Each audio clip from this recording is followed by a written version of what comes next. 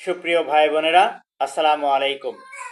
আমি আপনাদের সবাইকে শুভেচ্ছা জানিয়ে আজকে নতুন একটি বিষয় নিয়ে আপনাদের সামনে হাজির হয়েছি। সেটি হচ্ছে যে ভাজা রসুন 7 দিন খেলে আমাদের শরীরে কি ধরনের উপকার হতে পারে বা কি ধরনের উপকার আমরা পেতে পারি সে বিষয়ে এখন আমি আপনাদের সামনে একটু বলতে চাই।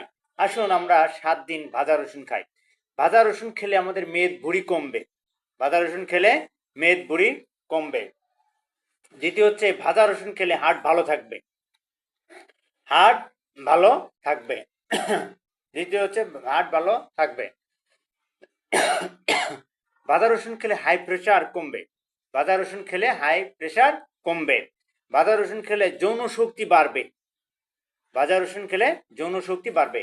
ভাজা রসুন খেলে কোলেস্টেরলের পরিমাণ কমবে। কোলেস্টেরলের পরিমাণ কমবে।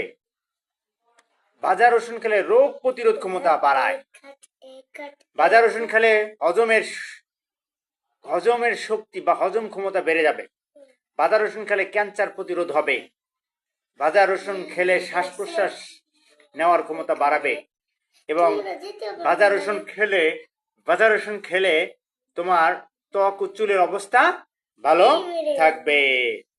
আসুন আমরা কি কি সুবিধা পেলে বা খাদ্য খেলে আমরা এই নিজেদের স্বাস্থ্যকে সুস্থতা রাখতে পারি সেটি আমাদের জানা অত্যন্ত প্রয়োজন। কারণ খাদ্য হচ্ছে মেডিসিন, প্রাকৃতিক মেডিসিন। আমাদের সুস্থতা না ছাড়া আমাদের সুখী হওয়ার কোনো পথ নাই। আমরা স্বাস্থ্যবিধি মেনে চলি, আমরা খাবার খেয়ে ভালো থেকে সুস্থ থাকি। আসসালামু আলাইকুম।